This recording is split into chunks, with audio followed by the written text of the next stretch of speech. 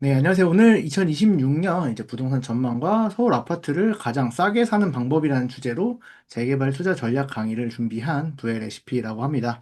네, 부의 레시피라는 닉네임으로 이제 스레드랑 유튜브 블로그에서 주로 활동하고 있고요. 네, 오늘 제가 이제 강의에서 말씀드릴 건 2026년 부동산 전망과 그리고 지금 왜 재개발 투자가 유망한지 제 투자 사례를 통해서 재개발의 구조와 어떻게 투자를 분석을 하는지 소개해 드릴 예정입니다. 그럼 이제 제 소개 아주 간단히만 하고 강의 시작할게요. 소리랑 화면 잘 보이시죠? 잘 보이고 잘 들리시죠? 안 보이면 말씀해 주세요. 네, 안녕하세요. 오늘 강의 진행할 부의 레시피라고 합니다. 네, 저는 2019년에 이제 3천만 원 가지고 부동산 투자를 시작을 했고요. 이제 뭐 경매, 신탁 공매, 이제 아파트 청약, 이제 초기 재개발, 입주권, 모아타운, 지식산업센터 등등 뭐 이제 안 해본 투자 없이 이제 30건 이상 투자 직접 경험했고요. 이제 그 과정에서 뭐 실패도 하고요. 작은 성공도 해봤고요. 모든 걸 좀 겪어봤습니다. 처음에 이제 제가 투자를 시작을 하고 나서는 이제 단기 차익에 좀 집중을 하면서 수익이 이제 나쁘지 않았어요. 그러다 보니까 내가 투자를 꽤 잘하는구나 그렇게 이제 생각을 했던 시기도 있었지만 이제 하락기를 거치면서 투자에 대한 관점이 완전히 달라졌습니다. 그래서 지금은 이제 가치와 구조를 바라보는 투자를 중심으로 잃지 않는 투자를 가장 첫 번째로 중요하게 생각을 하면서 투자를 하고 있고요. 현재는 이제 후반기 재개발의 입주권 4개와 초기하고 이제 중기 사업장으로 총 한 8개 정도 추가적으로 보유하고 있고요. 그리고 이제 이론뿐만 아니라 실무를 좀 경험하기 위해서 조합운영위원회에서 운영위원으로 활동하고 있고요. 여러 구역에서 대의원으로 활동하면서 현장 경험 쌓아가고 있습니다. 그래서 이런 경험들을 바탕으로 이제 실제 현장에서 어떤 부동산들이 저평가 부동산인지 이런 거 저평가 부동산을 발굴하는 전략을 이제 꾸준히 연구하고 투자하고 있고요. 이제 다들 좀 오해를 하시는 게 재개발이라고 하면 이제 오래 걸리고 비싸다고 생각을 하시는 분들이 많으세요. 근데 이제 오늘 강의에서는 어떻게 소액으로도 재개발이 가능한지, 그리고 지금처럼 이제 불장에 들어왔죠. 이제 완전한 상승장에 들어왔는데 이런 불장에서 왜 재개발을 반드시 배워야만 하는지 이제 말씀드려 보겠습니다. 그럼 강의를 시작해 보겠습니다. 네, 먼저 제가 생각하는 2026년 부동산 전망부터 시작을 해보겠습니다. 본격적인 이야기를 시작하기 전에 퀴즈를 하나 내보겠습니다. 여기 그래프 하나를 봐주세요. 어떤 5개 지역의 2011년부터 2025년까지 15년 동안의 KB 전세 지수 그래프입니다. 아주 약간의 시차나 폭의 차이는 존재해요. 하지만 오를 때는 다 같이 올라갔고요. 내릴 때는 다 같이 내렸습니다. 상승률과 하락률 그리고 하락 시기까지 거의 똑같이 움직이는 이 5곳은 어딜까요? 그럼 이 지역들은 같은 생활권일까요? 아니면 다른 생활권일까요? 아마 당연히 같은 생활권의 그래프일 거라고 생각이 드실 수 있을 거예요. 네, 최근에 이제 많이 뜨는 기사들을 좀 가져와 봤습니다. 입주 물량이 부족하다는 그런 기사들이죠. 네, 정말 많이 보셨을 거예요. 이제는 좀 뻔하면서도 지겨운 이야기일 수도 있습니다. 이 기사들처럼 올해부터의 입주 물량은 어디 특정 지역, 뭐 특정 부분이 아니라 전국적으로 정말 처참할 정도로 부족하기 시작한데요. 그럼 여기서 두 번째 퀴즈를 드리겠습니다. 전세가를 좌지우지하는 이 입주 물량, 과연 어떤 단위를 기준으로 봐야 될까요? 동 단위로 봐야 될까요? 아니면 구 단위의 입주 물량을 봐야 될까요? 아니면 시 단위의 입주 물량을 봐야 될까요? 어떤 게 맞을까요? 정답을 바로 공개하겠습니다. 정답은 생활권을 기준으로 봐야 된다입니다. 이 5개 지역들은 서울 강남, 그리고 서울 수도권, 경기, 인천 이렇게 5개 지역의 그래프인데요. 혹시 강남이랑 인천이 같은 생활권이라고 생각하시는 분 계실까요? 아마 거의 안 계실 거예요. 거의 안 계실 겁니다. 하지만 이 입주 물량도 수요도 모두 달랐던 이 강남과 인천까지 이 지역들이 실제로 이 긴 기간 동안 이렇게까지 비슷하게 전세가가 흘러올 수 있었던 이유는요. 결국에는 수도권이라는 크게 묶일 수 있는 같은 생활권이기 때문에 그렇습니다. 원리를 쉽게 설명드려 보겠습니다. 예를 들어 이 은평구 쪽에 입주 폭탄이 떨어졌어요. 그래서 입주 물량이 엄청나게 많이 들어왔습니다. 그러면서 이 은평구의 전세가가 10% 하락했다고 해보겠습니다. 그러면 행정구역이 다르다고 이 옆에 있는 마포구나 서대문구의 전세가는 괜찮을까요? 안 떨어질까요? 먼저 이 입주 물량이 나왔던 이 은평구 쪽에서 동네 쪽에서 가격 하락이 나올 겁니다. 근데 그렇다면 이제 원래 같은 가격 수준이었던 이제 서대문구나 마포구로 가려던 사람들이 어떻게 느끼겠어요? 원래 비슷한 가격이었는데 여기가 이제 8천만 원이나 싸졌네 이렇게 느끼고 다시 이쪽으로 원래 가려던 수요가 이쪽으로 쏠리게 됩니다. 그러면 은평구 쪽으로 수요가 다시 몰리니까 다시 여기는 가격을 어느 정도 회복하게 되고요. 그리고 원래 이쪽으로 가려던 수요를 뺏긴 쪽은 오히려 살짝 가격이 조정이 되면서 결국에 이 세 단지는 다시 원래대로 가격을 맞추게 되는 겁니다. 그래서 대부분의 입주 물량은 이런 식으로 소화가 되고요. 옆으로 영향을 주면서 퍼져나가게 됩니다. 그래서 동일한 생활권 안에서는 시차가 약간은 존재하지만 결국에는 모두 시세가 다 연결되어 있다고 생각을 하시면 되는 건데요. 그래서 아까 봤던 그래프처럼 대다수의 사람들이 전혀 다른 생활권이라고 생각을 하는 강남과 인천마저도 크게는 결국 수도권 생활권으로 묶이기 때문에 전세 가격이 그렇게 항상 비슷하게 움직였던 거예요. 그리고 그 영향 반경은 수도권 전체를 하나의 수요로 묶어서 보더라도 크게 문제가 없을 정도로 거의 비슷한 움직임을 보이게 됩니다. 물을 한쪽에 아무리 많이 쏟아붓는다고 하더라도 그게 그쪽에만 차서 오르지 않죠. 결국에는 이제 아무리 한 곳에다 부어도 결국 낮은 곳으로 물이 흘러 들어가는 것처럼 수도권의 전세가와 입주 물량은 시차는 분명히 존재하지만 서로 영향을 주고받으면서 결국에는 전체적으로 수도권이라는 이름으로 같이 움직이게 됩니다. 그리고 그렇다 보니까 같은 생활권끼리는 결국 입주 물량과 수요를 공유하게 되는 거고요. 그래서 입주 물량을 볼 때는 뭐 개별 구나 개별 동단위처럼 작게 보는 게 아니라 수도권을 묶어서 크게 함께 봐줘야 한다는 걸 아셔야 됩니다. 그래서 이렇게 수도권 전체를 하나로 묶어도 거의 크게 문제가 없을 정도로 거의 비슷한 움직임을 보이게 되는 건 결국에는 수도권이라는 큰 이제 하나의 생활권이기 때문에 그런 거고요.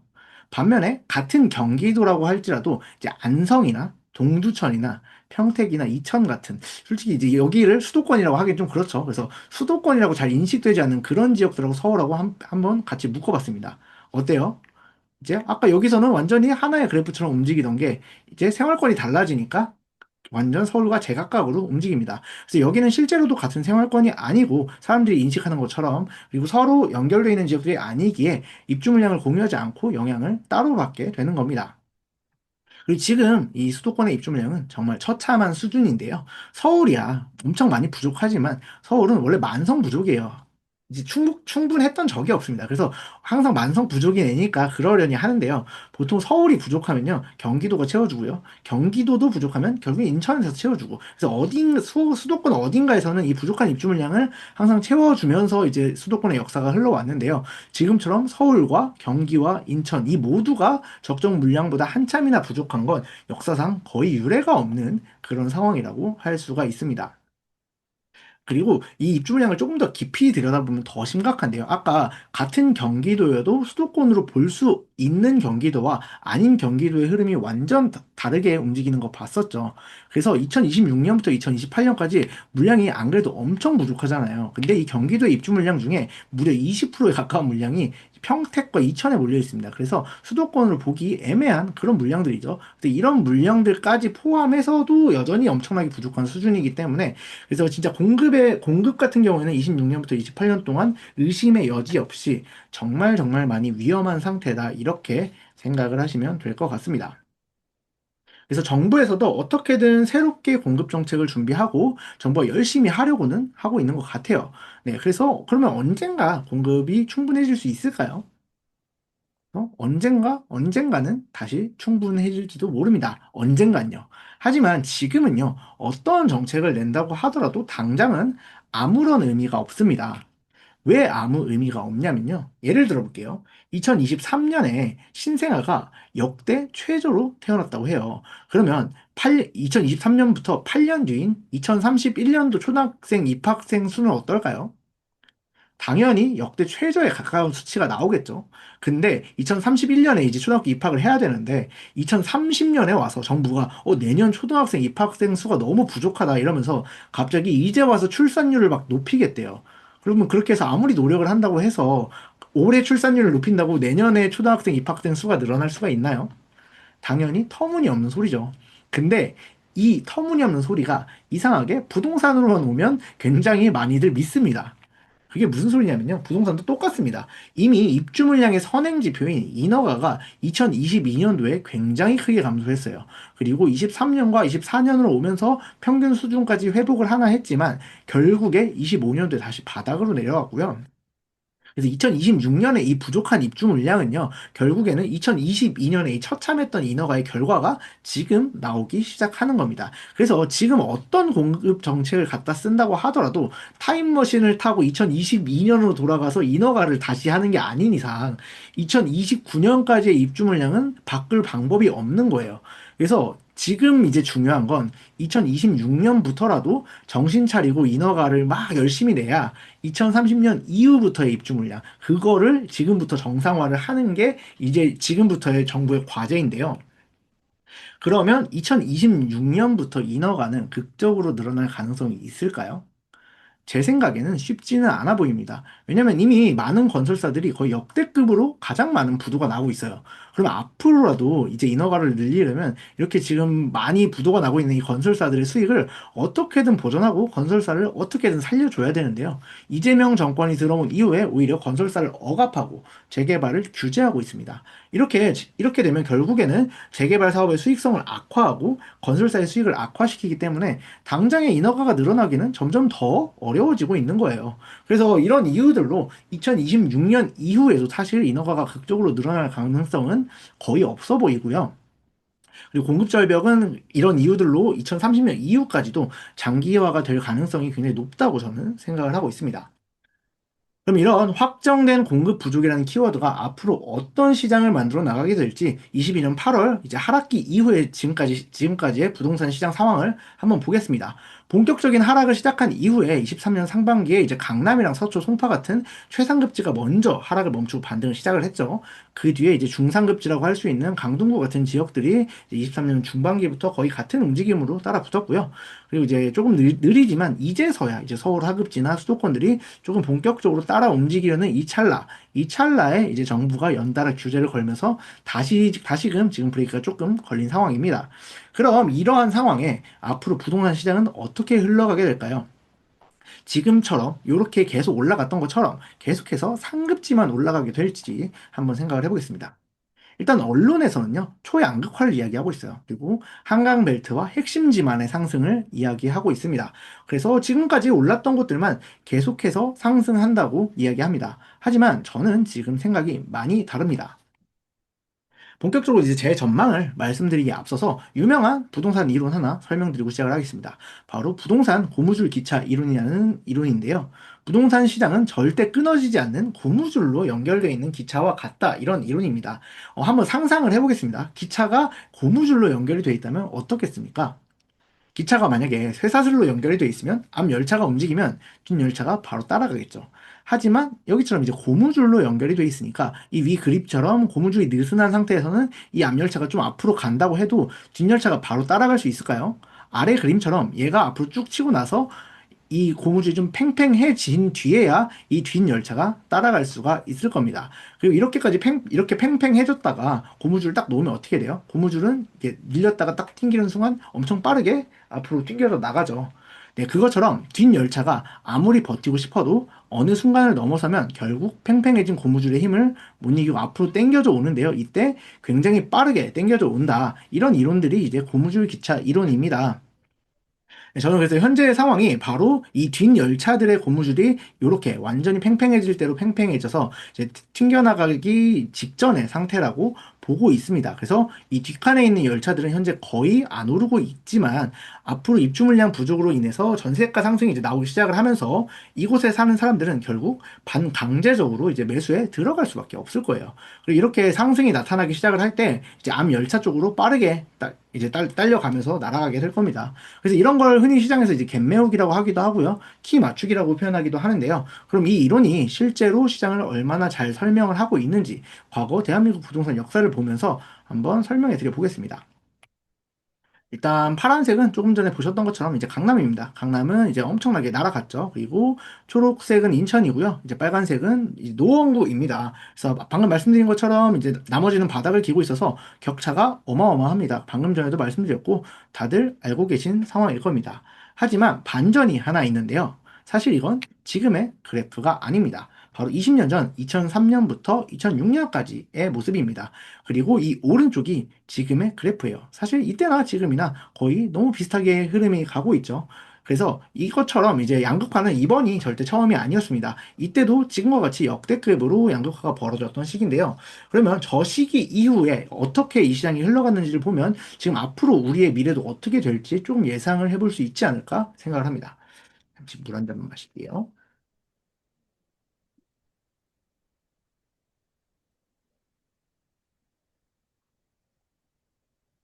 네, 그래서 제가 글을 하나 가져와 봤습니다. 네, 부동산 양극화는 진행형입니다. 내 집 마련은 꼭 해야 하지만 오를 지역에 사세요. 생활권 근처에만 내 집 마련을 해야 되는 건 아닙니다. 뭐 요즘 많이 보이는 그런 이야기들이죠. 뭐 똘똘한 거 사라, 중심지 사라, 뭐 한강벨트 사라 이런 얘기입니다. 근데 사실 이 글 역시 20년 전인 2006년 8월에 쓰인 글입니다. 지금이나 별 차이가 없죠. 그래서 좀 전에 보셨던 것처럼 이 시기도 지금처럼 강남과 중심지 그리고 좋은 지역들만 올라가던 그런 시기였습니다. 그래서 그때는 이제 많이 오르는 이렇게 7개 지역을 찍어서 버블세븐이라는 이름까지 이제 생겨나기도 했었는데요. 이대 언론 역시 지금의 분위기와 크게 다르지 않았습니다. 강북 비인기 지역과 수도권은 여전히 약세를 면치 못할 것이라는 전망이 우세했고요. 비인기 지역은 점점 하락할 거라고 말합니다. 그리고 이때도 초양극화를 이야기하고 있습니다. 그렇게 이때도 오르는 곳은 계속 오르고 그리고 내리거나 안 오르는 곳은 계속 안 오를 거라고 말했습니다. 그러면 이 뒤에는 과연 어떻게 됐을까요? 딱 이 시점부터 갭매우기를 시작을 했는데요. 계속 오르기만 할 것 같다던 그 강남은 그 이후로 2년간 7.5%밖에 오르지를 않았고요. 반면에 절대 안 오를 거라던 인천은 30%가 올랐습니다. 그리고 이제 또 마찬가지로 절대 안 오를 거라던 노원구는 무려 61%가 올랐습니다. 결국 아까 고무줄 기차 이론에서 봤던 것처럼 어느 정도 이상 고무줄이 팽팽해지니까 결국 앞 열차로 당겨지면서 갭은 모두 메워졌습니다. 이때는 2008년 금융위기를 맞이하면서 상승기가 끝이 났는데요. 결국 한 사이클이 끝나고 보니까 어떻게 됐죠? 양극화가 됐나요? 그렇게 모두가 양극화를 외쳤지만 결국 같은 수도권끼리는 거의 같은 상승률을 받아들었습니다. 하지만 이걸 보시더라도 벌써 20년 전이면 너무 옛날이라 그때의 대한민국과 지금의 대한민국이 같냐 이렇게 생각을 하실 수 있어요. 큰 감흥이 안 생기시고 별로 믿음이 안 생기실 수 있을 것 같습니다. 그래서 그러면 조금 더 최근으로 와보겠습니다.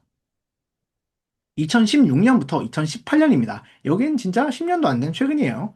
그리고 이때도 이제 강남이 먼저 올라가기 시작을 했습니다. 그러면서 이제 그때의 기사를 가져와 봤습니다. 똑같습니다. 반응은 크게 다르지 않아요. 강남과 비강남의 초양극화, 그리고 강남이 6억 오를 때 강북 아파트 1억 내렸다. 도심 접근성 좋은 지역은 강세다. 강남 접근성 좋은 성동, 광진이 강세다. 뭐 지금이랑 너무 똑같죠. 아예 다른 게 없죠. 그럼 이때는 어떻게 됐을지 한번 보도록 하겠습니다. 과연 양극화가 됐을까요? 그리고 그 이후부터 또 귀신같이 갭매우기가 시작됩니다. 2018년 8월부터 22년 1월까지 강남이 34% 오르는 동안 인천은 45%가 올랐고요. 안 오른다던 노원은 무려 강남 상승률의 2배에 가까운 65%가 올랐습니다. 결국 이때도 2013년부터 22년까지 이 긴 상승 사이클이 끝나고 나서 딱 보니까 결국엔 크게 차이 없는 상승표를 받아들었습니다. 언론의 말처럼 초양극화가 됐나요? 이때도 결국엔 고무줄 기차 이론에서 말하는 것처럼 갭매우기는 발생했습니다. 그럼 이렇게 이제 갭매우기 역사와 고무줄 기차 이론을 아는 상태에서 다시 2026년으로 돌아와 보겠습니다. 과연 이번엔 다를까요? 전 역사는 항상 반복된다고 생각을 하거든요. 그럼 방금 갭매혹의 역사를 한번 기억을 하시면서 지금의 그래프를 다시 한번 보겠습니다. 기존의 역사대로 상급지가 먼저 치고 갔어요. 그래서 이제 다음 열차가 따라올 차례가 됐습니다. 물론 언론과 많은 대중들은 지금도 계속 이제 양극화만을 이야기하고 있는데요. 저는 앞으로 2026년부터는 이런 흐름으로 갭매우기 시장으로 흘러갈 거라고 예상을 하고 있습니다. 지금까지 많이 오른 상급지들은요, 좀 쉬어가야 될 시간이라고 생각을 하고요. 상급지들은 조금 완만하게 상승률을 줄여가면서 약보합을 유지할 걸로 보고 있습니다. 그리고 하급지들이, 지금까지 못 오른 하급지들이 이제 갭매우기를 지속해서 나갈 거라고 보고 있고요. 그리고 2030년까지 입주 물량 부족이 계속해서 누적이 되기 때문에 뒤로 갈수록 갭매우기는 점점 더 강하게 나타날 거라고 생각을 합니다. 그래서 앞으로 이제 시장의 상승은 입주 물량 부족으로 인해서 전세가가 크게 상승을 할 거고요. 그 전세가의 상승으로부터 이제 상승이 본격적으로 매매가가 상승이 일어나기 시작을 할 텐데요. 그런데 이제 여기서 제가 상급지가 오르지 않는다는 이유를 설명을 드릴게요. 근데 현재 전세가가 좀 오른다고 해도 이미 가격이 많이 오른 상급지들은요, 매매로의 수요 전환이 아예 불가능에 가깝습니다. 왜냐하면요, 이 전세가율이라는 게 너무 낮아요. 전세가율은 전세가가 매매가에서 차지하는 비율을 이야기하거든요. 근데 인천은 지금 전세가율이 68%고요. 노원은 55.3%, 그리고 강남은 37.6%입니다. 예를 들어 볼게요. 세 지역 모두 다 매매가가 10억이라고 친다면요. 지금 인천의 전세는 6억 8천이라는 소리고요.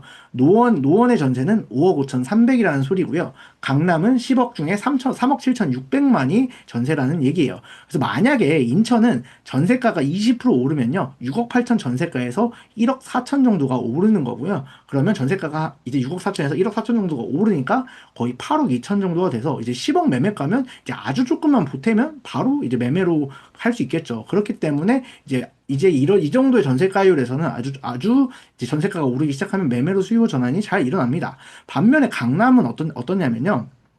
지금 이제 10억 중에 3억 7천 6백이 전세예요. 그래서 3억 7천 6백에서 20%가 올라봤자 4억 5천입니다. 여전히 10억짜리 아파트를 매수하려면 5억 5천이라는 현금이 추가로 필요합니다. 20%가 전세가 상승을 하더라도요. 그래서 전세 살던 사람이 갑자기 매수로 뛰어들 수 있을 만한 시장이 아닌 거예요. 그래서 거기에 고가 지역들 위주로 지금 대출 규제가 엄청나게 걸려 있죠. 안 그래도 전세가율이 낮아서 수요 전환이 거의 불가능에 가까운데 심지어 대출까지 다 막아놨습니다. 그래서 상급지 같은 경우에는 지금은 전세가는 오르더라도 매매가의 상승은 크게 나오기 어려울 걸로 보는 이유가 바로 이런 부분입니다. 그래서 여기까지 내용을 한번 정리를 해보면요. 올해부터 본격적으로 입주 물량 부족이 시작이 될 거고요. 그리고 2029년까지 입주 물량 부족은 거의 확정이라는 거 말씀드렸습니다. 그리고 인허가가 다시 재개되기도 힘든 상황이기 때문에 2030년 이후까지도 공급 절벽은 연장될 가능성이 매우 높다고 말씀을 드렸고요. 그리고 고무줄 기차 이론 설명드리면서 부동산 시장은 앞칸이 먼저 움직이면 고무줄이 어느 정도 팽팽해질 때까지는 뒷칸은 가만히 있다가 시차를 두고 결국에는 상승률을 따라간다고 말씀을 드렸습니다. 그래서 역사적으로 항상 지역별로 비슷한 생활권이라면 상승률 역시 한 사이클이 끝나면 거의 비슷하게 맞춰져 왔다는 거 보여드렸고요. 그리고 전 올해는 이제 갭 메우기를 본격적으로 들어갈 거라고 생각하고 있다는 거 말씀드렸습니다. 그래서 저는 올해부터 2030년까지 뒤로 갈수록 하급지의 상승률이 가파르게 올라갈 거라고 예상한다고 말씀드리면서 제가 아까 그렸던 예상 그래프 보여드렸죠. 그래서 지금 이 시점에 우리는 뭘 해야 되냐? 저는 작년부터 많은 분들에게 재개발을 정말 강력하게 추천을 드리고 있습니다. 그래서 그러면 지금 왜 재개발이 좋을까요? 재개발에 대해서 지금부터 한번 보도록 하겠습니다. 네, 문재인 정권 이래로 원래도 규제가 굉장히 많이 걸려 있었죠. 근데 그게 이제 윤석열 정권을 지나오면서도 전혀 풀리지 않았어요. 이제 국회가 이제 여소야대로 갔기 때문에 이제 전혀 이제 법안이 풀리지 않은 상태로 이제 10년이 거의 지나왔고요. 그 상태에서 이재명 정권이 들어온 뒤로 시장에는 추가적으로 더 많은 규제들이 생겨났습니다. 그래서 요즘에 뭐 사다리가 걷어차였다 이런 표현 많이 들어보셨을 거예요. 그래서 너무 많은 규제들로 인해서 어지간한 자금으로는 아파트 시장에 접근하는 게 사실상 어려워졌습니다. 그럼 이렇게 사다리가 걷어차였으면 우리는 그냥 손 놓고 바라봐야만 하는 걸까요? 그렇지 않습니다. 어딘가에 분명 다른 사다리가 존재합니다. 그리고 만약에 도저히 사다리를 못 찾겠으면요. 저는 없는 사다리라도 만들어서 어떻게든 이 자산 시장의 구조 안으로 들어와야만 하는 시기라고 저는 계속해서 말씀을 드리고 있는데요. 저는 이 없는 사다리를 새롭게 만드는 투자, 이게 바로 재개발 투자라고 생각을 합니다. 재개발은 아파트에 비하면 규제도 훨씬 적은 편이고요. 아직도 충분히 소액으로 접근이 가능합니다. 제가 생각하기에 아파트를 직접 사는 투자는 이미 완제품을 사는 소비자의 성격에 가깝다면요. 재개발은 남들이 거들떠도 보지 않는 빌라라는 재료를 사서 시간이라는 자원을 투입을 해요. 그렇게 해서 직접 아파트를 만들어내는 생산자가 되는 투자가 바로 재개발 투자입니다. 그래서 당연히 재개발은 아파트를 만들어내는 생산자의 영역이기 때문에 정부에서도 재개발에 대해서는 쉽사리 규제를 강화하기는 어렵습니다. 그래서 아파트에 비해서는 항상 규제가 훨씬 약할 수밖에 없어요. 상승기에는 항상 공급을 확대하겠다는 얘기를 이제 정부에서 하죠. 근데 만약에 동시에 재개발을 규제하면 어떻게 될까요? 막상 말로는 이제 공급한다고 말을 해놓고 막상 행동으로는 결국 아파트의 공급을 규제한다는 거거든요. 그러니까 재개발은 결국에 공급이기 때문에 공급을 한다고 말을 하면서 재개발을 규제를 한다는 건 말로는 공급한다, 뒤에서는 이제 공급을 막겠다. 그래서 약간 이 모순되는 행동이기 때문에 재개발은 쉽사리 규제하기가 쉽지가 않습니다. 물론 그래서 이 재개발 투자는 어렵습니다. 재개발이 이제 투자까지 가는 그 과정은 아파트에 비해서 많이 어렵고 훨씬 힘드실 거예요. 하지만 그 덕분에 가장 적은 돈으로 신축 아파트에 진입할 수 있는 방법이 바로 재개발 투자인 거고요. 자, 그럼 지금부터 이제 앞으로 우리가 만들어 나갈 사다리 재개발 이야기를 본격적으로 해보겠습니다. 예, 제가 되게 희망적으로 이야기를 했지만 재개발은 일반적으로 빌라 투자를 이야기합니다. 근데 빌라라는 단어 딱 들으시면 어떠신가요? 듣자마자 거부감이 확 드시죠? 유튜브에 빌라 딱 단어 검색만 해봐도 이런 영상들이 아주 수두룩하게 나옵니다. 뭐 절대 사지 마라. 인생 망한다. 팔리지도 않는다. 솔직히 무서우실만 합니다. 그리고 실제로 빌라는 참 애매한 것도 맞아요. 아파트처럼 황금성이 좋지도 않고요.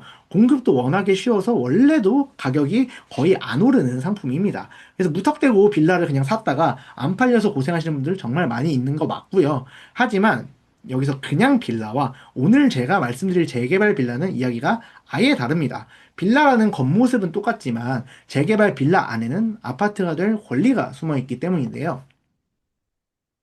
제가 어느 구역 하나를 가져왔습니다. 구역의 예시를 하나 보여드릴게요. 25년 8월에 조합 설립이 된 어떤 재개발 구역입니다.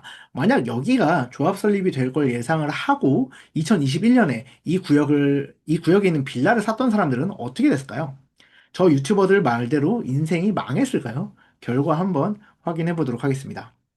먼저 겉모습을 보면요. 왼쪽이 2021년이고요. 오른쪽은 2025년입니다. 생긴 건 전혀 달라진 게 없습니다.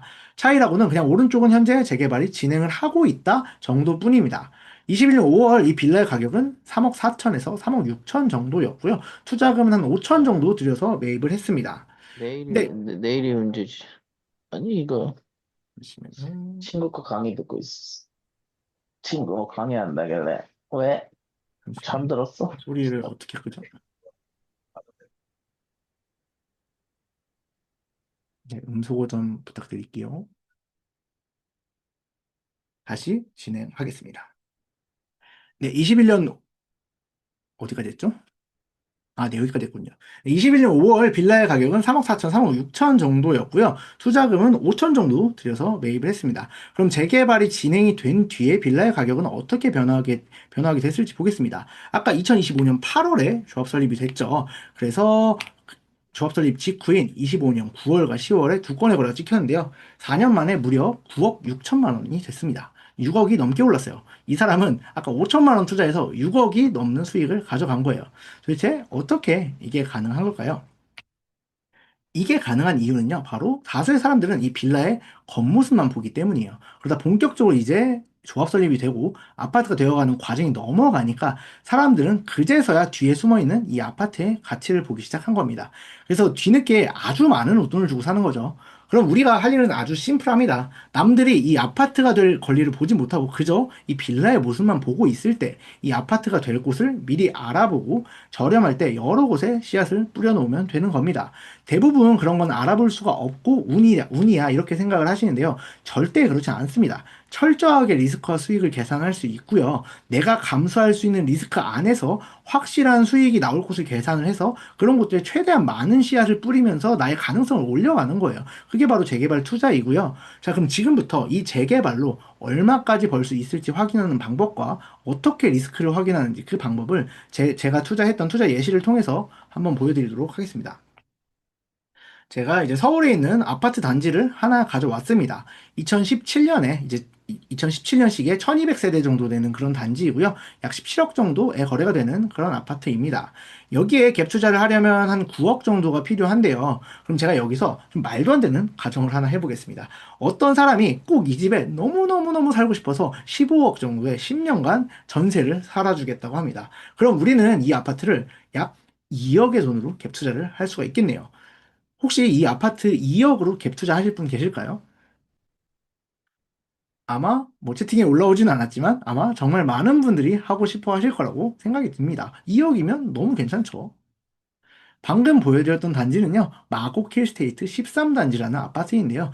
만약 이 아파트를 갭 2억으로 투자할 수 있다면 참 괜찮을 것 같습니다. 근데 현실적으로 말도 안 되는 가정이죠. 그리고 만약에, 정말, 정말 만약에 그런 사람이 나타났어요. 그렇다고 하더라도 어차피 지금 서울은 토지거래 허가 구역이기 때문에 그런 식의 갭 투자가 되지도 않습니다. 그럼 혹시 이런 건 어떠실까요? 바로 옆에 재개발 진행 중인 구역이 하나 있습니다. 보통 재개발이 본격적으로 시작하면 10년은 걸린다고 하죠. 지금으로부터 10년 뒤인 2036년에 아파트가 된다고 해볼게요. 2036년에 지어질 이 아파트는 얼마짜리 아파트가 될까요? 2017년식 17년식이고 17억짜리 단지 바로 옆에 20년 차이 나는 2036년짜리 단지가 있다. 얼마 정도 할까요? 한번 생각 말씀해 보시겠어요?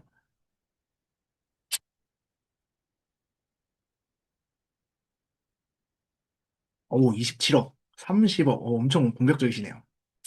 네, 뭐 저렇게 갈 수도 있죠. 뭐 이제 각자 생각하시는 금액은 다 다르시겠지만 확실한 거 하나 가져갈게요. 확실한 거 하나는 이거보단 비싸겠죠. 이거보단 당연히 비쌀 겁니다. 20년 차이가 나니까요. 그래서 저는 정말 정말 보수적으로 20년 동안 마곡 13년 단지가 단 1원도 오르지 않는다고 가정을 했을 때 이 단지는 얘가 17억이니까 한 18억 정도는 갈 거다라고 생각을 했습니다. 정말 보수적이죠. 근데 현실적으로 서울 아파트가 10년 동안 1원도 안 오를까요? 보통 지금까지 서울 아파트는 10년이면 2배 정도씩은 올라왔습니다. 그래서 실제로 저곳이 2036년에 아파트가 된다면 18억이 아니라 25억이나 30억 정도는 되는 게 일반적인 가정일 텐데요. 투자는 보수적으로 생각할수록 좋으니까요. 지금 가격이 유지된다고 생각을 하고 18억만 된다라고 생각하고 계산해 보겠습니다. 아까 처음에 보셨던 구역이 조합 설립인가가 나면서 이제 3억 4천에서 9억 3천으로 가격이 수직 상승을 했었죠. 6억 가까이 상승을 했어요. 근데 재개발이라는 게 하루아침에 빌라에서 아파트가 되는 게 아니고요. 그 과정에서 이렇게 수많은 굉장히 많은 단계를 거쳐야 이제 빌라에서 아파트로 변해가는 사업입니다. 그 중에서 이 조합 설립 인가 단계는요, 상당히 앞쪽에 속하는 이런 단계인데요. 근데 그럼에도 이때는 왜 이렇게 많이 오른 걸까요? 이게 왜 이렇게 많이 오르냐면요. 보통 이 조합 설립 단계가 가장 큰 허들이라서 넘기도 정말 힘들고요. 일단 조합 설립 인가 단계를 넘어서게 되면요. 그때부터는 언제 어떻게 아파트가 완성될지까지는 아직 몰라요. 하지만 적어도 언젠간 아파트가 될 가능성이 아파트가 되지 않을 가능성보다는 훨씬 높아진 그런 단계, 바로 그런 단계가 조합 설립 인가고요. 그래서 안전성이 어느 정도는 확보된 단계이기 때문에 이렇게 가격이 한꺼번에 뛰는 거라고 생각을 하시면 됩니다. 그래서 보통 어딜 가나 이제 조합 설립 인가부터는 사람들이 이제 그 뒤에 숨은 아파트의 가치를 어느 정도씩은 이제 빌라 가격에 반영하기 시작을 하는 건데요. 그래서 이게 관심이 좀 더 많이 모이는 곳들은요, 완전히 극초기 아직 지정도 안 되는데 막 프리미엄이 붙기도 하고요. 관심을 좀 덜 받는 곳들은 조합 설립 인가가 아니라 이제 프리미엄이 이제 아파트가 되기 직전까지도 안 붙어 있다가 완전히 이제 뭐 분양 이후에 붙기도 하고요. 이거는 구역마다 모두 다 다릅니다. 그래서 이건 언제 어떻게 프리미엄이 붙을지까지는 사실 알기가 어렵습니다. 그래서 저는 지금부터 이 재개발을 분석을 하면서 가격에 집중을 하는 게 아니라요. 진짜 이 구역의 가치에 집중을 해볼 겁니다. 그러면 재개발의 가치 어떻게 알아보는지 지금부터 볼게요. 자, 다시 돌아와 보겠습니다. 아까 마곡 힐스테이트 갭 2억이면 많이들 하고 싶다고 하셨죠? 그게 현실적으로 불가능하니까요. 그럼 바로 옆에 그 미래에 이제 이거보다 더 비싸질 미래에 18억짜리 아파트가 될 이 구역을 훨씬 더 적은 금액으로 선점해 보시는 건 어떨까요? 13단지에 갭 투자를 한다는 건 13단지가 상승하는 걸 기대하는 거죠. 그리고 13단지가 상승을 한다면 옆에 지어지게 될 아파트의 가치는 당연히 같이 상승을 하게 됩니다. 만약 13단지가 25억이 되면요, 얘는 최소 27억에서 28억은 갈 거예요. 그리고 지어질 아파트의 가격이 오른다고 공사비가 더 들까요? 꼭 그렇지는 않습니다. 별개예요. 그래서 공사비 오르는 속도보다 아파트 가격 오르는 속도가 빠르기만 하다면 이 구역의 차익은 계속해서 커지는 거예요. 그래서 만약 옆에 재개발 구역이 아파트가 될 수만 있다면 이건 소액으로 정말 큰 수익을 누릴 수가 있게 되는 그런 투자인데요. 그럼 지금부터 제가 여기 이 구역에서 세팅했던 물건을 통해서 이 재개발에는 어떤 리스크가 존재하는지, 그리고 지금 사게 되면 어느 정도의 수익과 어느 정도의 손실을 볼 수 있는 투자인지 한번 보여드리도록 하겠습니다. 네, 제가 투자했던 물건부터 소개해 드릴게요. 작년 7월에 이 구역 안에 있는 물건 받은 거고요. 낙찰을 2억 4,900만 원에 받았습니다. 그리고 취등록세 같은 기타 비용은 450만 원 정도 발생을 했고요. 2억 5,500만 원 정도, 다 해서 2억 5,500만 원 정도에 매수한 그런 물건입니다. 이때 제가 1억 9천 정도 대출을 받았고요. 그래서 총 투자금 한 6천만 원 정도 들어간 투자였어요. 그리고 만약에 제가 여기를 월세가 아니라 전세를 맞췄다면 전세금은 2억 3천까지는 무난하게 맞출 수가 있어서 투자금을 3천 이하로도 줄일 수 있었던 그런 가격에 사왔고요. 그래서 일단 투자금 자체는 굉장히 저렴하죠. 아까 마곡 2억, 여기 마곡단지 2억에 얘기했었는데 6천만 원 굉장히 저렴하죠. 그럼 아까 말씀드렸던 것처럼 이 구역이 진짜 10년 뒤에 아파트가 될 수 있다면 얼마까지 벌 수 있을지를 지금부터 계산해 보겠습니다. 일단 재개발하면 정말 많이들 무서워하시는 게 분담금이거든요. 요즘에는 그래도 재개발 투자가 정말 정말 많이 쉬워졌습니다. 왜냐면 이제 조합 설립 동의서를 거둘 때요, 추정 분담금을 산출을 해서 분담금을 개별적으로 이제 고지를 하게 지금 이제 법안이 바뀌었어요. 그래서 여기도 이제 최근에 조합 설립 동의서를 거두면서 제 매물에 필요한 분담금을 고지를 받았는데요. 저 같은 경우에는 지금 34평형 분양을 받을 경우에 분담금이 7억 2천에서 7억 6천 정도 나올 걸로 고지를 받았습니다.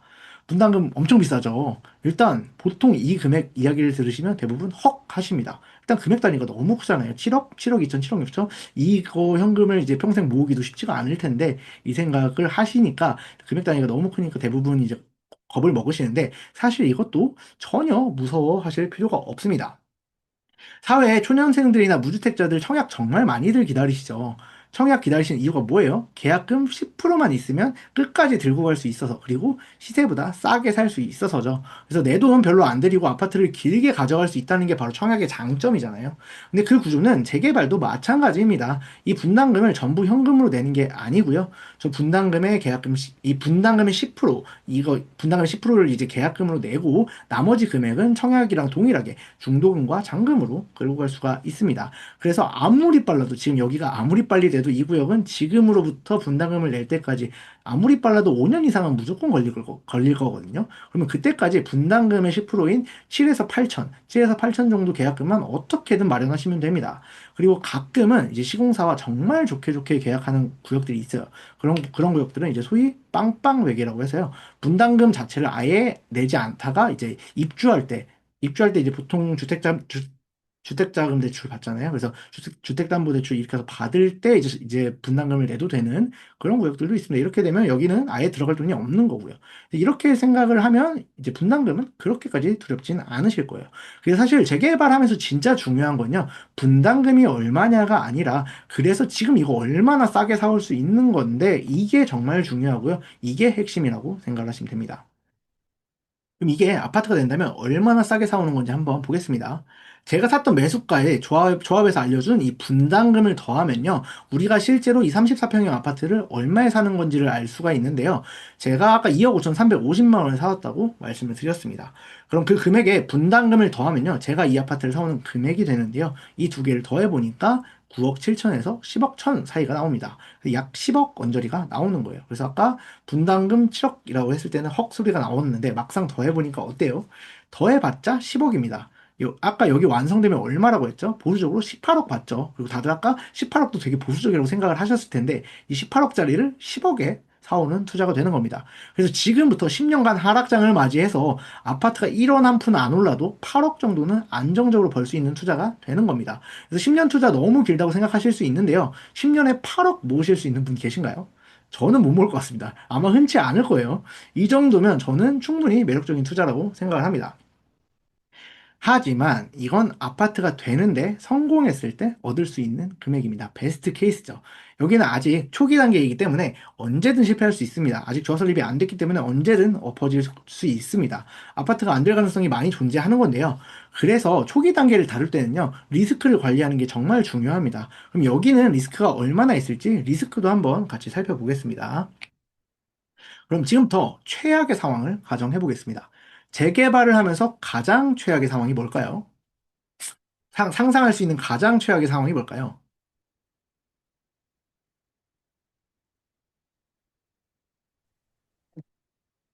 구역 해제, 사업 중단, 재개발 등 맞습니다. 재개발하면서 가장 최악의 상황이란 재개발이 엎어지고 다시 빌라촌으로 돌아가는 게 최악의 상황입니다.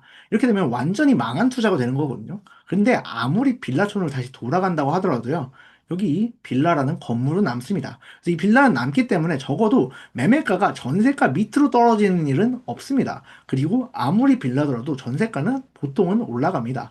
그래서 제가 여기 물건을 전세 가격보다 2천만 원 정도 더 주고 사온 거거든요. 2억 3천인데 한 2억 5천 정도에 사왔으니까요. 사왔으니까요. 이걸 갭이라고 하죠. 그래서 갭 2천 정도면 사실 재개발이 아예 없는 곳이어도 매매가랑 전세가가 최소 이 정도는 차이가 나거든요. 저는 그럼 이 투자로 아무리 망해도 원금 회수 정도는 할 수 있는 투자인 겁니다. 저는 그래서 이 투자를 정말 잘한 투자라고 생각을 하고 괜찮은 투자라고 생각을 하는 거예요. 이 투자는 만약에 재개발에 성공을 해서 아파트를 만든다면 10억 이상도 벌 수 있는 투자인 거고요. 만약 실패하더라도 원금은 회수할 수 있는 정말 잃기 어려운 구조의 투자인 겁니다. 그래서 이런 투자 같은 경우에는 만약에 제가 이 물건으로 진짜 빌라촌으로 다시 돌아가서 이 투자로 돈을 못 벌었다고 하더라도 이 투자는 제가 보기엔 잘한 투자인 거예요. 그래서 아무리 빌라가 무섭고 별로라고 하더라도 이 정도의 구조의 투자라면 한 번쯤 도전해볼 만 하지 않으신가요? 그리고 지금 이곳은 이제 작년 9월부터 동의서를 걷기 시작을 했고요. 현재 따로 비대위도 없는 상황이고 순조롭게 동의서가 잘 거치고 있습니다. 만약 조만간 이곳이 조합 설립에 성공을 하게 된다면 이곳의 가치는 정말 크게 한번 점프를 하게 될 거예요. 물론 가치는 점프해도 사람들이 별로 이 구역에 관심이 없다면 가격은 바로 따라오지 않을 수도 있습니다. 그리고 그건 우리한테 기회가 되는 거예요. 하지만 그리고 가격이 바로 따라오지 않는 건 전혀 중요한 게 아닙니다. 우리가 별로 신경 쓸 이유는 없습니다. 왜냐하면 사업만 잘 간다면 어차피 아파트가 될 거고요. 아파트가 되는 게 확정이라면 우리가 아까 수익은 다 계산해놨죠. 그 수익까지 무조건 오는 거예요. 그러면 그 수익은 정해져 있는 거고요. 가격이 오르는 건 결국엔 시간의 문제라는 거예요. 그래서 가격은 일시적으로는 안 오를 수 있는데요. 가격이 안 올라도 언젠가는 무조건 가격은 가치를 따라갈 수밖에 없거든요.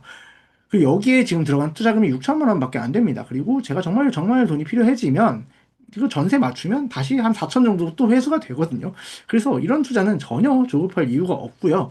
10억 이상 벌 수 있는 투자로 잘 나아가고 있는데 사업만 잘 되고 있다면 이거는 싸게 팔 이유는 없을 것 같아요. 그래서 가격이 빠르게 오르는 건 투자하는 데 있어서 별로 중요하지가 않습니다. 우리한테 정말 중요한 건 좋은 구역인지 아닌지를 기준으로 먼저 판단을 하고요.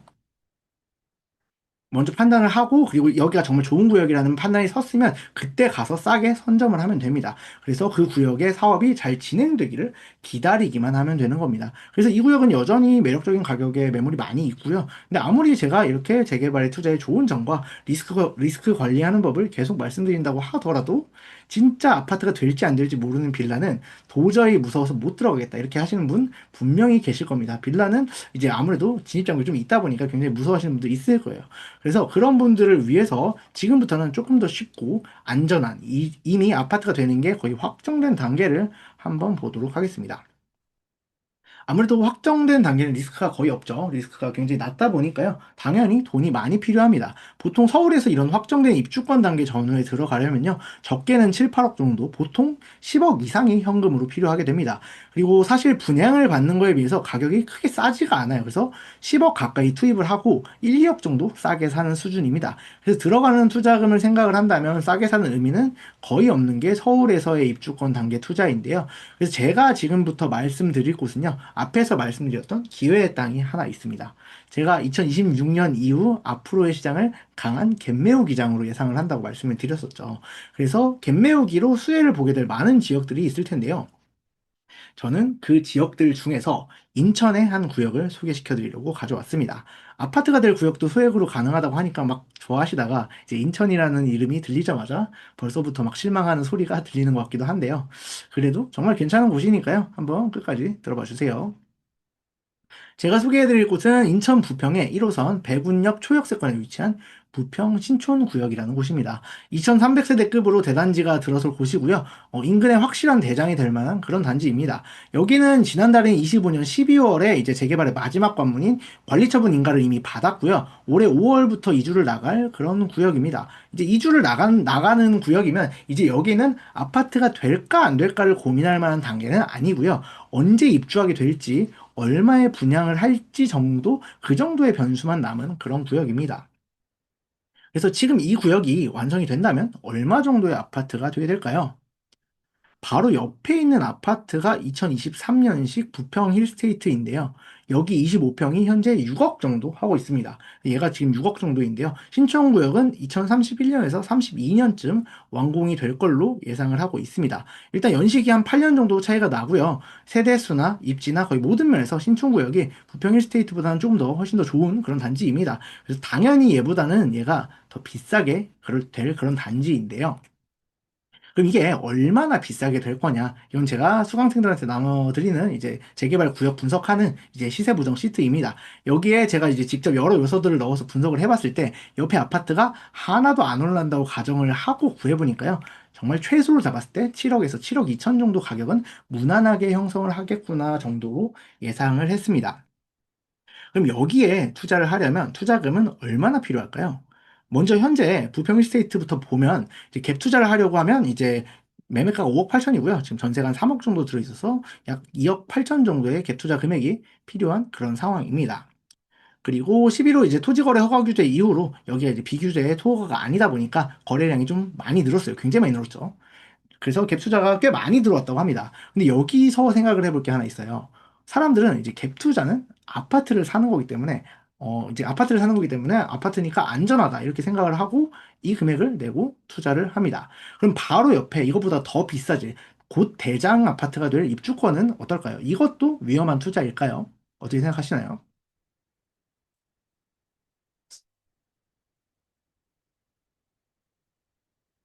사람들이 여기 구역에 여기 이 아파트에 이제 갭 투자를 했다는 건 이 아파트가 상승을 할 거라고 생각을 하고 산 거잖아요. 근데 만약에 얘가 상승을 한다면 미래 대장이 될 신촌구역 아파트의 가격은 안 오를까요? 당연히 같이 오를 겁니다. 더 좋은 단지니까 더 많이 오르겠죠. 그래서 만약에 여기 갭 투자가 지금 괜찮아 보인다고 생각을 하신다면 바로 옆에 있는 신촌구역도 충분히 괜찮은 상황일 겁니다. 그럼 지금 이제 신촌구역의 가격은 어떤지 투자 가치가 있을지 실제 나와 있는 매물을 가지고 한번 보도록 하겠습니다. 아까 부평 일스테이트 25평 갭 투자 금액이 거의 3억에 가까운 2억 8천이었습니다. 반면에 옆에 신촌구역 입주권은요, 프리미엄 1억을 주고도 훨씬 적은 금액인 실투자금 1억 정도면 지금도 살 수가 있습니다. 일단 투자금이 아까 2억 8천에 비해서 거의 3분의 1 수준이죠. 이것만으로도 이미 충분한 메리트가 있는데요. 그럼 얘를 지금 사오게 되면 얼마에 사오는 건지를 한번 분석해 보겠습니다. 일단 매매가가 2억 3,200만 원이고요. 현재 전세금을 끼고 샀을 때 필요한 투자금이 9,600만 원 정도인 겁니다. 그래서 아까 마곡 쪽 물건에서 봤던 것과 마찬가지로 이 매매가의 분담금, 요걸 더한 금액이 25평 아파트를 사오는 금액이 되는 건데요. 이 두 개를 더하니까 이제 5억 600만 원이 이 아파트를 사오는 금액이 되는 겁니다. 아까 이게 완성이 되면 7억에서 7억 2천 정도는 될 걸로 예상을 한다고 했었죠. 그래서 7억 2천짜리를 5억 6백에 사오는 그런 투자가 되는 겁니다. 그럼 지금부터 인터넷 가격이 전혀 오르지 않는다고 하더라도 2억 정도는 충분히 싸게 사오는 그런 상황이 되는 거죠. 그래서 이걸 보고 우리가 안전마진이라고 표현을 합니다. 그래서 9,600만 원 투자로 2032년에 대장이 될 25평형 신축 아파트를 사올 수 있게 되는 건데요. 정말 갭 투자보다 입주권을 사는 게 더 위험한 투자인 걸까요? 필요한 돈은 3분의 1이고요. 2억을 할인받아서 사오는 투자가 더 위험한 걸까요? 아니면 3배의 투자금을 들여서 정가대로 할인을 안 받고 사오는 투자가 더 위험한 걸까요?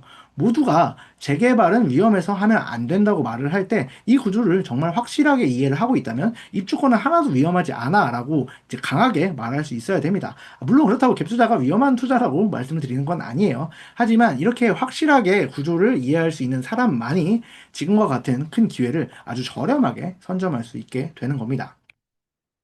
그리고 만약에 아까 보여드렸던 것처럼 역사가 반복이 되면서 갭매우기가 다시 시작이 된다면요. 네, 수도권과 경기, 인천도 결국에는 서울의 상승률을 따라가게 될 겁니다. 그러면 이 입주권의 수익은요, 당연히 더욱 커지게 될 거고요. 이것도 아까 제 경매 사례와 마찬가지로 상방은 크게 열려 있으면서 하방으로는 손해볼 곳은 거의 없는 그런 구역이라고 볼 수가 있습니다. 그래서 투자자는 이제 돈을 버는 것도 중요하지만 잃지 않는 게 진짜 훨씬 더 중요하거든요. 그래서 그런 가치에 아까 공항동도 그렇고 여기도 그렇고 그런 가치에 아주 잘 부합하는 그런 물건들이라고 할 수 있습니다. 그래서 이런 투자들로 해서 이제 하방은 막혀 있고 상방이 뚫려 있는 투자들로 이제 건수를 늘려가면 자연스럽게 그 중에 어떤 거는 분명히 성공을 하게 될 거고요. 그렇게 이제 성공 케이스들을 늘려가다 보면 당연히 수익은 커지게 될 겁니다. 그래서 그렇게 세팅을 하는 게 투자자의 능력인 거고요. 물론 재개발이 사실 방금 보여드린 것처럼 아주 심플하고 단순하게 떨어지지만은 않습니다. 절대 쉽다고 말씀드리지 않습니다. 지금 제가 여기 적어드린 많은 개념들이 있죠. 뭐 감정가부터 권리산정일, 비례율, 분담금, 중국시세, 조합원 분양가 뭐 이런 등등 굉장히 많은 개념들을 적어놨는데요. 사실 이 개념은 아주 극히 일부의 개념일 뿐입니다. 여기 있는 것뿐만이 아니라 이제 굉장히 중요한 개념들이 많은데요. 그 개념들을 완전히 다 怎么出了 가지고 车？노실 수 있어야만 합니다. 누가 갑자기 나타났었는데 사라지셨네요. 네, 완전히 가지고 노실 수 있어야 이제 재개발 투자를 할 수가 있는 거고요. 그래서 만약에 이걸 제대로 분석을 할 줄 모르면 싸다고 생각했다고 이렇게 샀는데 오히려 수억씩 비싸게 사오는 경우도 있거든요. 그래서 재개발은 분명히 어느 정도 공부가 필요하고요. 분명히 그 진입장벽은 높이 있습니다. 아무나 못하기 때문에 제가 방금 보여드렸던 그런 기회들이 많이 있는 거고요. 그렇기 때문에 더 크게 돈을 벌 수 있는 거예요.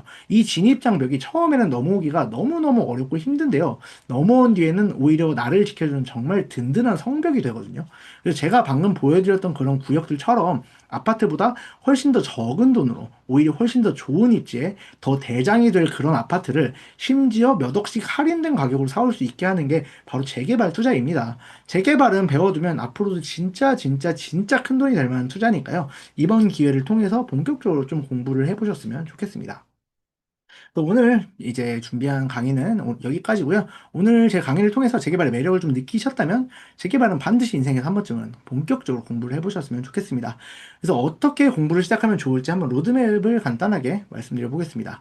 일단 첫 번째로 이제 스토리 위주로 된 이제 기본 재개발 책들 위주로 읽어보시면 좋고요. 그 다음에 조금 더 디테일하게 재개발 내용을 다루고 있고 구조를 설명을 해둔 책들 여기 제가 두기에는 이제 로또 재개발이나 재개발 정책 무작정 따라하기 이런 책들 제가 갖다 놨는데 이런 책들 정리가 잘 되어 있으니까 이런 걸로 읽어보시면 좋고요. 그리고 마지막으로 열정이 넘쳐님의 돈 되는 재건축 재개발 이제 노란 책 요거는 이제 분홍색 책만 넣었는데 노란색 책이 이제 재건축 버전이 있어요. 요 두 책 정도 이게 좀 난이도가 있어서 사실 추천드리기가 쉽지 않은 책이는 정말 좋은 책이니까 요 책 정도를 이제 추천드릴 수가 있을 것 같습니다. 그래서 요 정도만 해도 사실 이제 재개발 투자를 하는 데 있어서 완전히 아무것도 모른다는 아니고 이제 충분히 투자를 하실 수는 있을 거예요. 하지만 이런 책들은 이제 원리는 이해하기가 좋지만 아무래도 조금 이제 출판된 지가 오래됐다 보니까 이것만은 분명히 좀 한계가 있긴 해요. 그리고 워낙에 어려운 분야다 보니까 막상 혼자 하려고 하시면 좀 많이 막막하실 수도 있습니다. 그래서 그런 분들을 위해서 제가 겪었던 시행착오를 좀 정리해서 강의를 준비해 봤습니다. 사실 저는 이제 재개발 투자를 하면서 진짜 많은 시행착오를 겪었거든요. 그래서 저는 이제 실제로 최소 1000단위, 많게는 억 단위까지도 수업료를 내가면서 배웠거든요. 그래서 다른 분들은 저처럼 미련하게 수업료를 내가면서 배우지는 않으셨으면 좋겠고요. 작년부터 이제 재개발 강의에 대한 요청이 굉장히 많이 있었는데, 제가 좀 요즘에 결혼 준비도 하고 좀 정신없이 지내다 보니까 좀 미루다 보니까 2월이 다 되어서야 강의를 오픈하게 됐습니다. 뭐 11월부터 계속해서 강의 요청이 있었는데, 많이 죄송하게 생각을 하고요. 5천만 원, 그래서 이제 이번 강의는 이제 5천만 원으로 시작하는 소액 재개발 투자라고 이름을 붙였는데요. 사실 이거 제가 1기 때는 3천만 원으로 시작하는 소액 재개발이었거든요. 2기 때 5천이었어요. 그리고 솔직히 이번에는 1억으로 시작하는 소액 재개발 투자로 바꿔야 될 것 같다고 생각을 했어요. 그러니까 그만큼 지금 싸게 살 수 있는 곳들이 계속해서 사라지고 있거든요. 근데 다행히 제가 이 이름을 지킬 수 있었어요. 아직 5천으로 접근할 곳이 몇 군데 보이더라고요. 그래서 아직까지는 요 이름을 썼는데 아마 정말로 이 강의에 이 이름을 쓸 수 있는 건 아마 이번이 정말 마지막 기수가 아닐까 싶습니다. 아마 다음에 강의를 하게 된다면 1억으로 시작하는 소액 재개발 실전 투자가 되지 않을까. 그래서 하루라도 빨리 재개발 공부하셔서 이제 좀 공부하셔서 투자해 보셨으면 좋겠고요. 아파트 시장은 지금 거의 완전 불장에 가까운데요. 아직 재개발 시장은 느릿느릿 움직이고 있으니까요. 이번 기회에 꼭 배우셔서 정말 좋은 기회 많이 잡아가셨으면 좋겠습니다. 그래서 이제 수강료랑 일정 안내해 드릴게요. 수강료는 정가는 60만 원이고요. 다음 주 토요일 2월 7일까지 신청해 주시는 분들에 한해서는 이제 얼리버드로 50만 원 할인 진행해서 수강 도와드리도록 할 거고요. 그래서 강의는 2월 11일부터 시작을 해서 매주 수요일 8시 이 시간에 이제 진행될 예정입니다. 네, 그리고 네, 그렇게 되고요. 그리고 이제 녹화본 제공될 예정이고요. 5천이면 서울 들어갈 수 있습니다. 있긴 있어요. 근데 많지 않아서 조금 지금은 있어요. 지금은 확실히 있는데 이게 많지 않아서 계속 있다고는 못하겠습니다. 지금은 확실히 있습니다. 그거 이제 지금 이제 질문은 좀 이따 Q&A 시간에 다시 한번 말씀해 주세요. 그리고 커리큘럼 설명해 드리면요. 1주차에는 이제 재개발이 뭘까? 이제 구조와 본질부터 이해를 해보자. 그래서 처음에 재개발의 절차와 핵심 원리, 그리고 개념들 배우게 되실 거고요. 2주차에서 시세 보정하는 방법하고 비례율의 개념과 사업성을 통해서 이제 조합원 분양가를 추정하는 방법 배울 거예요.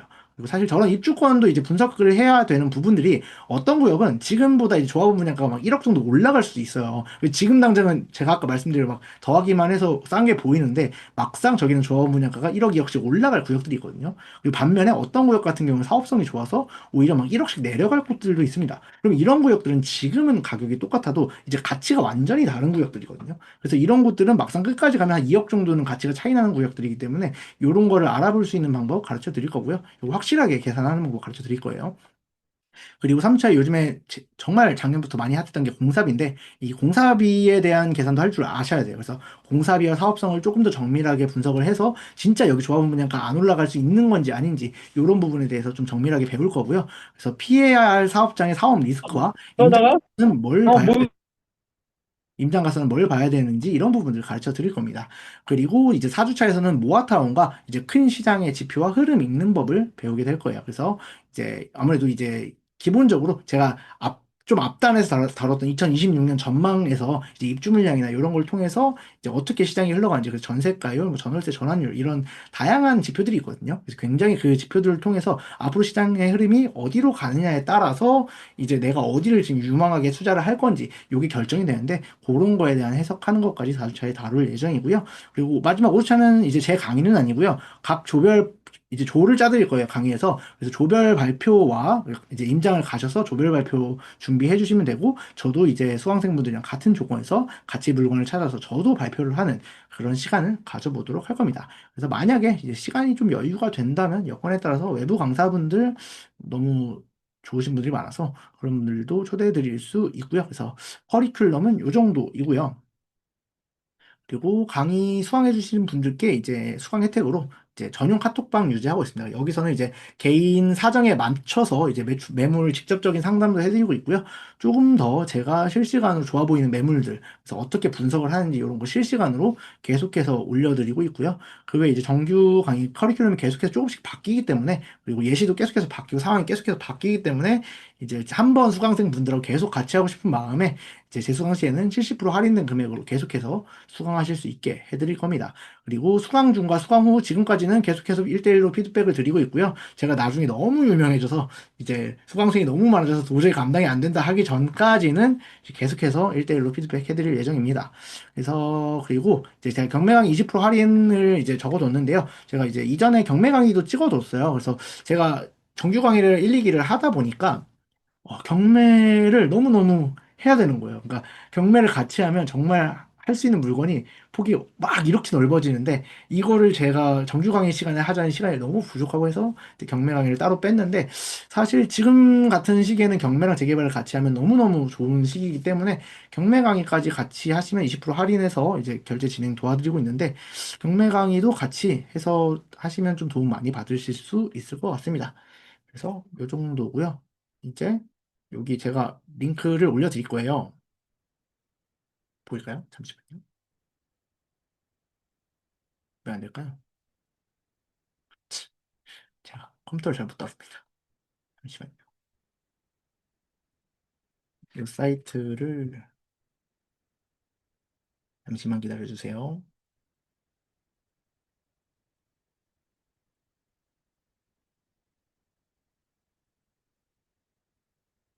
네, 제가 링크를 올려드릴 건데요. 지금 일단 채팅이나 카톡방에 올려드릴 거거든요. 이 링크 들어오시면 보이시죠? 네, 링크 들어오시면 이렇게 쭉 오늘 했던 내용이랑 이제 간단하게 커리큘럼이랑 적혀 있고요. 여기 정규 3기만 신청하게 하면은 이렇게 네이버 폼 작성하실 수 있습니다. 그래서 여기 네이버 폼 작성하셔서 신청해 주시면 되고요. 뭐 통합반이랑 정규반 이렇게 있고 2월 7일까지 해주시면 얼리버드로 가능하십니다. 그래서 네, 광고는 여기까지고요. 이제 Q&A로 넘어가 보겠습니다.